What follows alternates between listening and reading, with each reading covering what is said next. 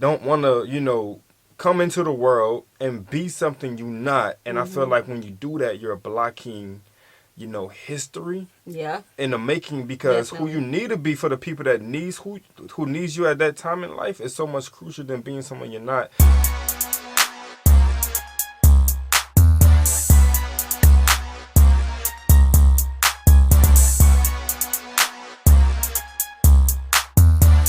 What's good, y'all? It's the Demouchets React, and we're back with another video. Who we got today, C? Today we are back with another American reaction. Let's get it. Super excited about this video, guys. If you're new to us And we're new to you, make sure you scroll down, hit that subscribe button, and turn on the post notification bell, because we're on the road to 100K.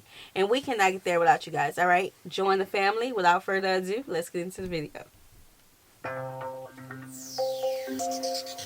Hi and welcome to What's New from BBC Africa. I'm Debula. And I'm Nora. Coming up on this week's programme, Afrobeats. Yeah, we all love to dance to it, but where did it start? We'll explain all.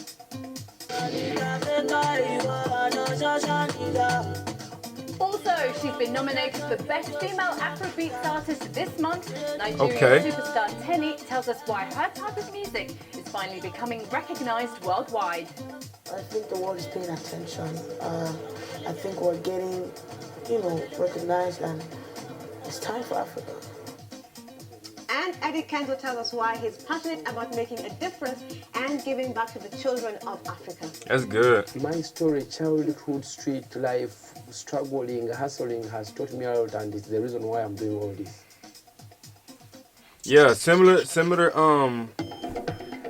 thought they was gonna have captions, but they don't. No, they don't have it. Yeah, similar reasons to a lot of other people, independent artists and stories who are coming up who want to, grow in the industry, and give back at the same time. And I know plenty of stories I can go on and on with, but I really understand where they're coming from. Yeah, definitely. You always want to, be relatable to somebody in the, in the neighborhood. In the neighborhood, facts, yeah.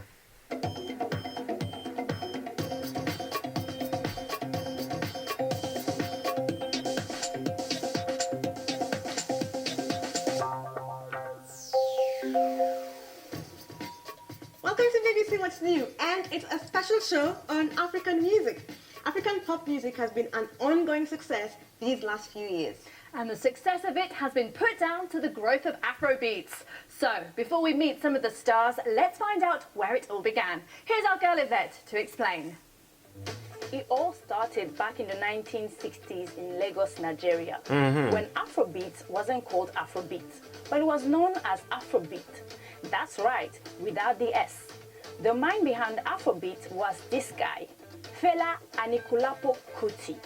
After traveling to the US and soaking up African American culture, Kuti returned to Nigeria and established the Afrobeat movement. In his music, he criticized the corruption of the Nigerian government and the mistreatment of Nigerians. He also spoke of colonialism as the root of plaguing Africa. Compared to the Afrobeat, the sounds of Afrobeat is also more instrumental. Fast forward to half a century later, Nigerian Afrobeat started to emerge in clubs, not only in Lagos, Nairobi, Cairo, but also in London. Okay, so I love how she told about, the history of what he thought, after traveling to the United States, coming back, bringing his own style to it, and then, calling out some people. He had some things to get off his mind. Nah, that's facts, though. People want that real. Right. Man, people don't want that old fantasy flow. They want that real spill. Like, they want to know what's going on with life, with your life, what your intake is. It's therapeutic when people can relate to something that's real life. Definitely. Nobody want that fantasy. And that goes to show, I know a lot of time, we get these comments a lot that certain things derive from Africa. But this was a time that we get to see for the very first time, huh? I believe so. One of the first things where it was a person who actually traveled to the United States. Facts. Saw our music culture, heard our music culture, brought it back, made it his own. Nothing's wrong with that. Nothing. It wasn't no stealing. It wasn't no cultural appropriation. It was inspiration. If to them, 100%, they added to it. You know what I'm saying? Made it their own. Afrobeats. Afrobeats, yeah. Other cities worldwide. And thanks to the rise of Nigerian Afrobeat, Other African pop music such as South African house, Tanzanian bongo flavor and Congolese rumba are also gaining popularity outside the continent, which although is good, has led to some people labeling all of African pop music as Afrobeat. Oh. Well, some famous musicians are not happy about that. Oh. These include Nigerian singer D'banj, who does not see himself as an Afrobeat artist. And Tanzania's Harmonize wants East African music to be called Afro-East. Well, that's a debate for another time. Get it, get it. Hey. That's the guara. Gora. I was trying to say it in the accent I heard the last time we was listening to watching the African dances. So that's why I said like. You had a question for me? I did. I forgot it. You did? I forgot it. It's gonna when it come back, just hit that pause button and hit me off with it. Oh, golly! What is the first? What is the first type of music you've heard from Africa? First type of music I've heard from Africa. I don't know what the genre is, but it was more like just instruments. That may be Afrobeats. The only thing I remember hearing, like, is Afrobeats. I've heard some hip hop. Mm-hmm. I've only heard reggae. I only heard Afrobeats. Reggae is not Africa. No, it's not. So that's a different genre of music. You know what I'm saying? Yeah, that brings up the question that she said. Well, not question, but statement that she said that everybody equates any music that they hear from Africa as Afrobeat. I'm guilty of that. Mm-hmm. But that's why and it's not though. And it's not. So we're going to dissect this a little more into the video. But drop in the comment section what genre of music that you guys are more immersed in. So, we can get an understanding of what feels they have out there. Because you have artists who want to be in certain genres. And I'm hearing now that Afrobeats wasn't one of them. They wanted to really be in. I guess maybe because it was still new at the time. Maybe. Or there are some genres that just require more money because what the people like to listen to. So that's the thing to look into, Production-wise. Yep. Man, he's smooth. Thanks for that. Now, I'm sure Tenny is a name you all know. She's one of Nigeria's greatest singers and has performed at some of Europe's biggest festivals, such as Afro Nation. She's already been nominated for 2 categories at the All African Music Awards at the end of this month. Wow. And I was lucky enough to meet her at the One Africa Festival.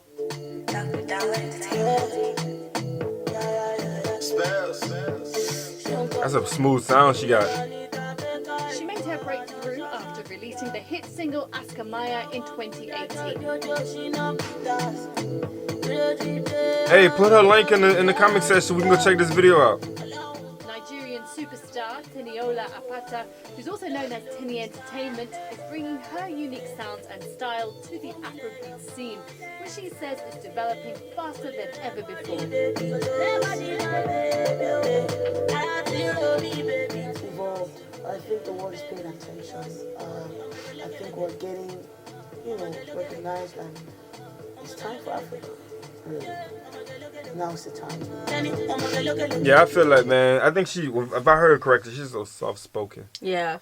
She said they're getting attention, and they're not evolving, they're getting attention. Right. They've been doing this. They've been doing this, so I respect that, I like that. I like that. The sound is going to generate to the ones who have that rhythm and that vibe with themselves. They want to hear that type of instrument and sound. So that's good. Now, there's this song going viral on TikTok. Y'all know I always mention TikTok. Yeah, you leave in the dust when it comes to TikTok. And it's because I can't even keep in up my with free you. time, free time, like when I get away from you and the kids, that's what I do.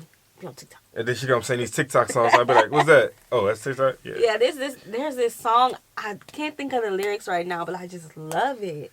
It's awesome. We're going to check it out. We're going to check it out.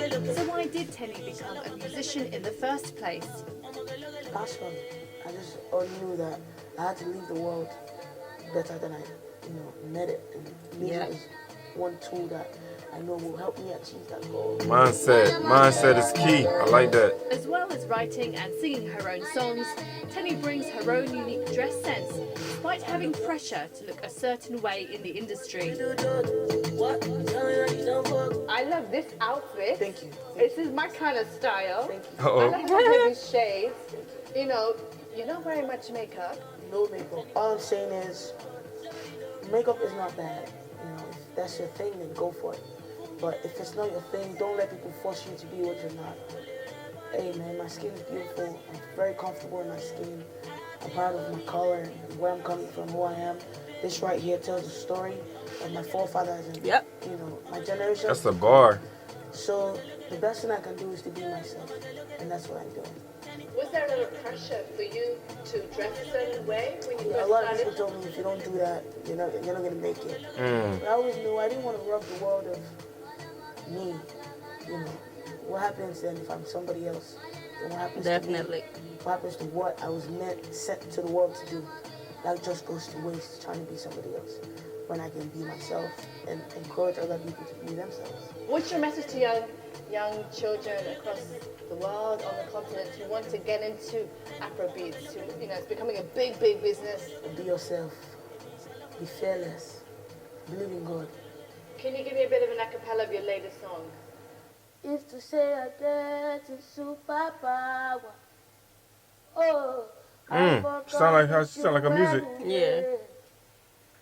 I mean, I know if you fight like Power Rangers. Oh no, I forgot me to where you did. Let me be Cinderella, oh. Now you be Superman, oh baby, yeah, yeah. I forgot me to where you did. So tell it for my, who be for my, oh, eh. That's a nice song. No love you like me. Beautiful, man. I like what she said because my wife doesn't wear makeup, so you know what I'm saying. Special occasions. Special occasions. She know when I don't. Hey, own listen. it. When she pull out, she pull up. But respect to the ones who do. Nothing wrong with it. But I like what she was coming from when she said what she said because you don't want to, come into the world and be something you not. And I feel like when you do that, you're blocking, history. Yeah. In the making because who you need to be for the people that needs who needs you at that time in life is so much crucial than being someone you're not. Right. To the ones who don't necessarily respect that type of vibe that you're actually bringing. They just want you to put on a facade so you can continue in a way that they think that you need to go. But what God has for you is gonna always prosper more than what the world think about you. Yeah, because if you're so busy trying to be somebody else, who's gonna be you? They already have that person. Right. They need the greatness and the light that's in you. The ideas, the diversity, the innovation. They need that. Facts. They don't need another duplicate. Right. They ain't gonna have another Sierra. What? You ain't gonna see that. You know what I'm saying? Yeah, they don't have another Dion. Cool guy. Girl, you better stop. The cool guy. Let's get it. Wow, what a powerful voice. Yeah. Oh, a gymnast. He be flipping? Ooh. Oh, child. That's bravery. See? We ain't got that. Now, how does a person go from losing his mum at only 4 years old, living on the streets as a kid, to winning international awards? Well, Adi Kanzo sat down with Nyasha Michelle to tell her how he overcame those challenges to become one of Uganda's biggest stars. We call people like that. We call people like that young Simbas, man. The ones who lost their, they lost their way in life because of a tragic thing that happened. Y'all know the movie, man. Young, too. At a young age, yeah. That's a young Simba right there. He thrived. He's the artist who rose to fame against all odds. I heard this song before. I remembered my child life. That we used to dance, we used to sing, we used to do whatever, we used to play soccer. We used like very dirty, no clothes on, nothing. We looked very poor, but we were happy. Eddie Kenzo, the Ugandan artist who found inspiration for his award-winning music in his motherland.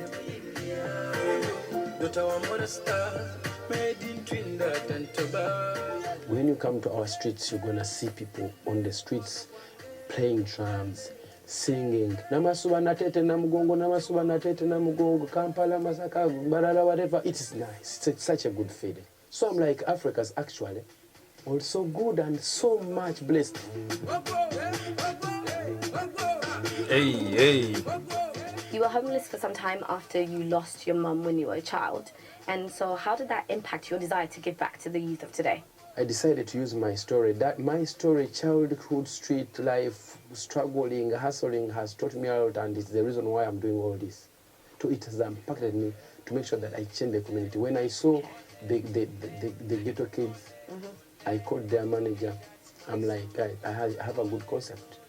I'm so thankful to God that it worked. Today, these kids, they're in French Montana video, Yeah, Unforgettable, and it's about to reach 1 billion views. And it's one of French Montana's biggest song ever. So when we did City Loss, so many ghetto children, they were inspired. We received a lot of videos from Kenya, from Tanzania, from Gabon, from Benin, from everywhere, from Nigeria. All the kids are doing this.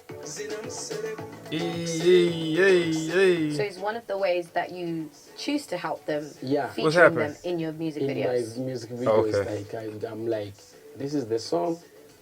Do whatever you do. If it's great, maybe you can get a chance and be recognized. So tell me about the school that you founded or that you fund in Masaka. Their kids have a very terrible school.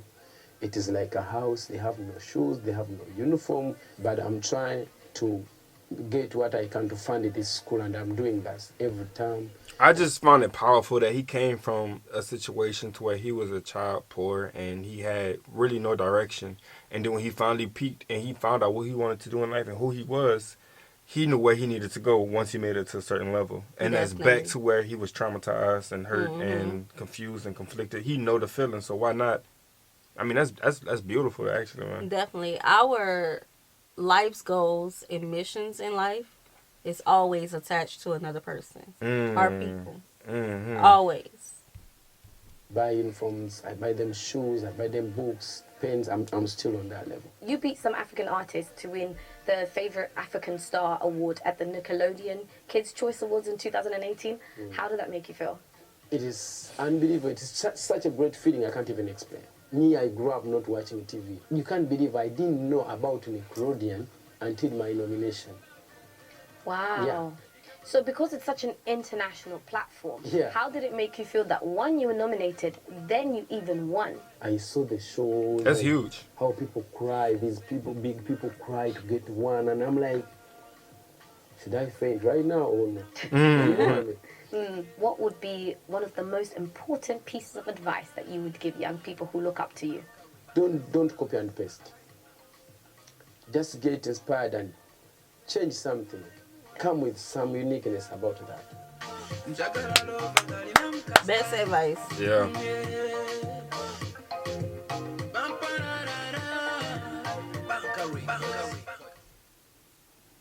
What an inspirational guy. And did you know, Deb, he's a big fan of our show. Oh, that's nice.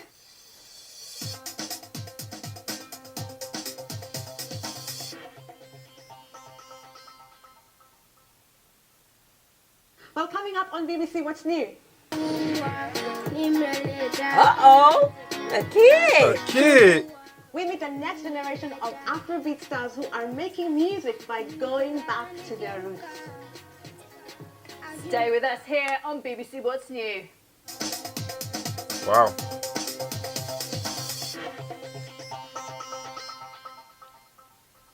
Welcome back. Now over to Namibia, where just like everywhere else, there's such a variety of music there. There's Shambu music influenced by reggae, Hikua music influenced by South African kwaito, and of course there's Nam flavor.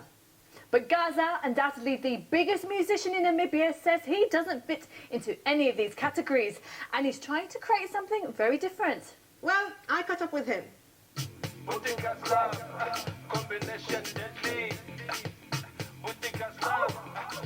Welcome to London. Thank you. Like it? Yeah, it's nice. The weather is lovely. We can wear shorts. Well, you're lucky. First of all, even people in Namibia don't believe that I used to look after cattle. Number one, in the village, and I used to run about 10 kilometers every day to go to and from school. When they, maybe people see my success, they say, I want to be successful like Gaza. He makes a lot of money.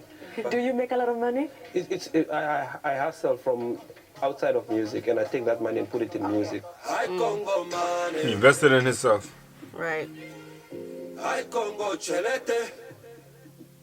that sound like? I don't know. So people look at the music and the quality of what we produce, and they think everything is from music. Yeah. When people discover what I can do musically, they push me in that direction, and I didn't want, because naturally I'm a shy person, I think. You? Shy? And you're a musician? Hey. I know to the two. believe. I know. But I tried to run away from it as I could, but it kept calling me back. It's a good beat. I just wanted to mention that whenever you're in your field of purpose and you're doing something that you know is gonna have longevity, be prepared to be open in some of the most shut, quiet, locked areas of your life. It's going to do that to you. Definitely, you're gonna be doing things that you never thought you would be doing. Facts. All right, motivational speaker. It's coming out. It's happening again. This don't sound like Afrobeat, y'all. It has turned from being influenced by other genres to be at the stage where I'm at now. Basically, I do whatever I say that I feel inside. So it's really hard to describe what it is, but I'm glad you paused it. That's similar to me. You know, of course, my first books that I wrote was urban Christian fiction, but I'm not an urban Christian fiction author. Right. I have a historical. What would it be called? Nonfiction? No, it wouldn't. It'll be a mix. Mystery. I have a thriller. That's nice, mystery. Yeah. I have a lot. So you titles. can't categorize somebody. Categorizing somebody and putting them in a title bracket always like give them a limit to who they can be in their own field of doing something. I mean, my man's has a brightness about his future. He said, "I'm this, that, and the third."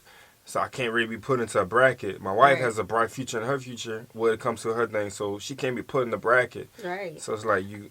Our channel cannot be put in the bracket. Facts. Like, yeah, we react to things, but in all honesty, according to y'all, we don't do a lot that other reactors do. Right. You know, we pause. We have conversations. If the conversation leads to something else, although we just pause, we're gonna go there because our thing is dialogue. You know? Right.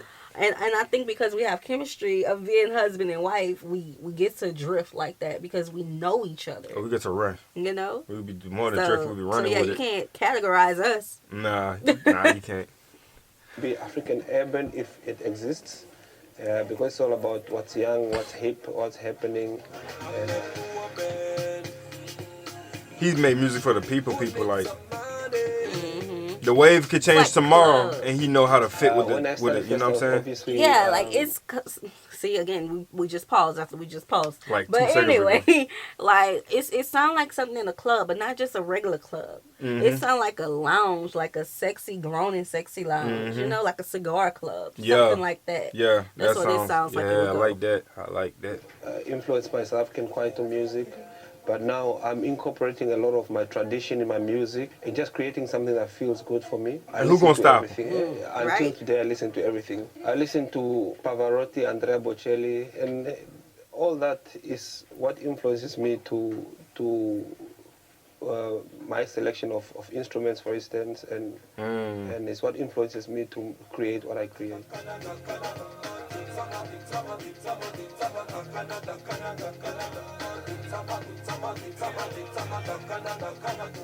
I talk about situations that I've been through, and I mostly also encourage people, like, you know, there's always a light at the end of the tunnel.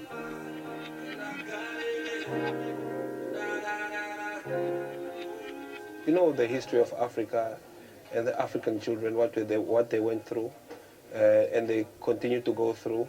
So they need some sort of upliftment in that, you know. What advice do you have to a young person living in Africa?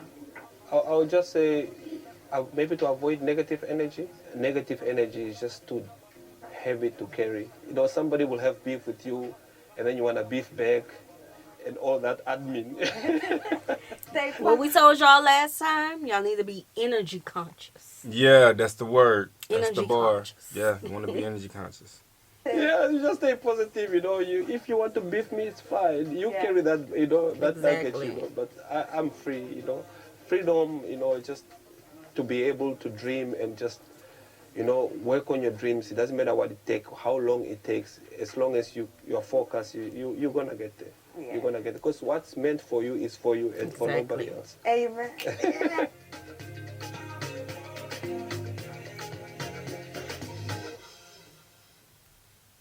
Yeah, They be cutting up. Yeah, it's great.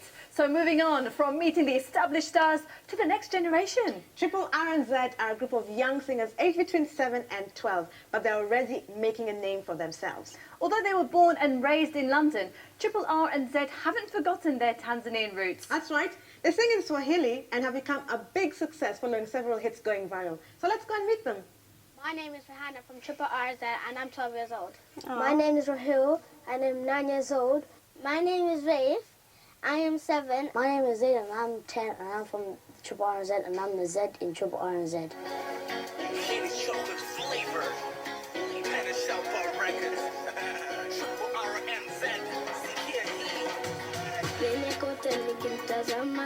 Meet Triple R and Z, who are Tanzania's up-and-coming superstars.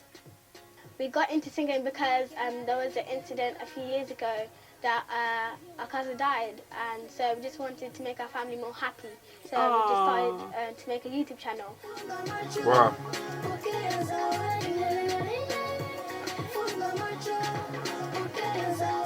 The first song that went viral is Mummy and Daddy. It got 44k. I think that's like a lot for us. That's a lot. That's a lot.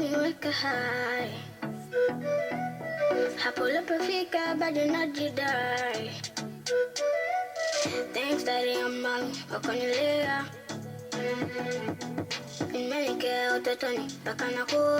I like to sing in Swahili because most of my roots are in Tanzania and it connects me to the people in Tanzania.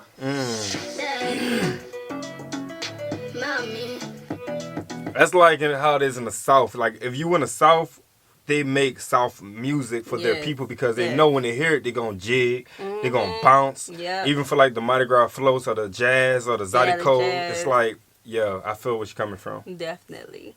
So young. Daddy, Mommy, Daddy. My favorite song is Mummy and Daddy because it's about my mom and my dad, and I like them very much. And my bit is Mummy and Daddy, ascend kokalea. My favorite song is Kila Kona because I like it a lot. Oh, he like to dance. Yeah.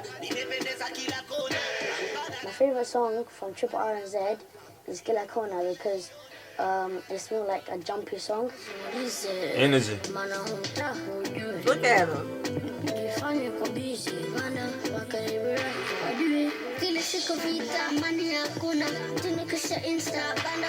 Our schedule is to we practice, not every single day, but we practice, and I make up the dances.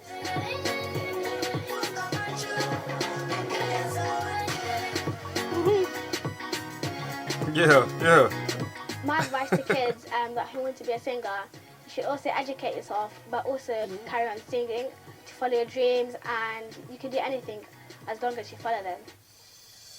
Definitely. That's dope. I feel like when it comes to adults, when it comes to the educational part of their music, they already went through so many genres of music as a child that they know how to maneuver through what they want to do, what they want to say, and stuff like that. But as a kid, you have to educate yourself on all these genres so you can still fit in the bracket that you're, developing in as you get older. Definitely. I love that their first viral video was about their parents. I love it. That was nice. Mom, we have a 9-year-old. Daddy. We have a 5-year-old, That's great advice.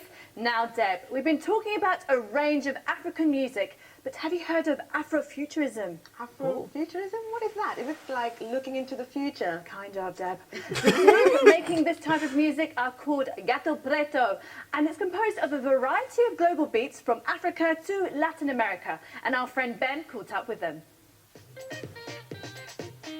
They're a group from out of this world. Their outfits, their dancing, and their vibe is like nothing you've ever seen before. Their music could be described as African, but not as you know it. Africa culture there's so many layers. Yeah. Sometimes we are all in the box. African music, that's a big box. Yeah. And the box is starting to define itself a little bit more, Yes, Gato Preto have been on the scene for 6 years. What's their journey been like? We stick to it. We were like keeping producing, keeping contacting with different collaborators and producers around the world. Thanks, internet, oh my God. And we spread it like crazy. And I mean, friends spreaded the word, concerts spreaded the word, one concert brings the next concert. It was just step by step, and now we are here. BBC. Hi, Mom. Everybody relax. Everybody. Yes. With the roots in Mozambique, Germany, Portugal, Ghana, and Senegal, they clearly have global appeal. I have been told that you played in over 25 countries, so I would like you to name me the countries that you've played in as a group. Oh my God, you start. Okay, England, Uganda, Poland, South Africa, Czechoslovakia, Cabo Verde, USA, Portugal, Canada, Spain, it's getting difficult. France, Sweden, Cuba. We've been in Cuba. Oh my God, this was amazing. Cuba, Italy, we played, and a little bit East Europe. Yeah. Nah, definitely a unique sound. Funk and drumming. The group described their music as Afrofuturist global bass. But what is Afrofuturism? Basically, it's about dealing with the problems of today in a futuristic way. The idea that they come from another planet to Earth and bring knowledge to make a change, a positive change. We are blessed to do what we do and to inspire people to see our message. We have a chance, a real chance. Now is the time. We are watching BBC What's New. We are watching Black Panther. We are living as Gato Preto. There's so much going on.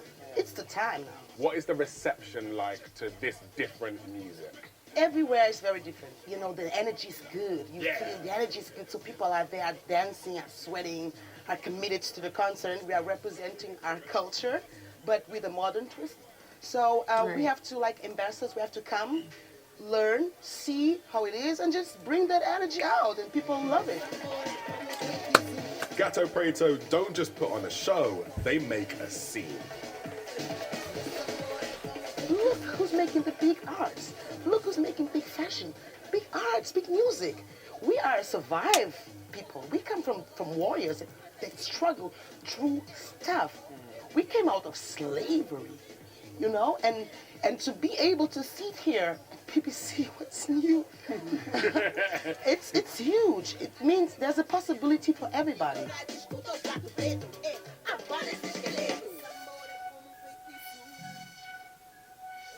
Okay.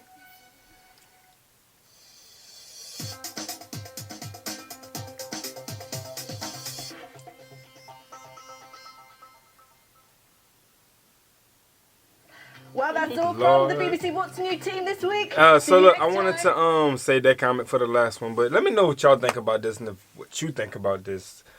They remind me of Black Eyed Peas.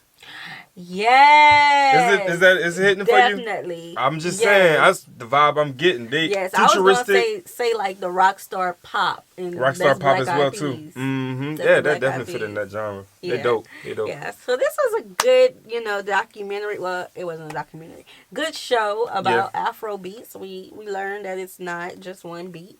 We learned a lot. It's all ages. Yeah. So we hope you guys enjoyed this video with us. Like this video, subscribe, turn on the post notification bell. We have enabled our super thanks if you like to support the channel that way, as well as our join feature to become a VIP member of the channel. Send in your reaction request through our description box below. We'll see you soon. Peace.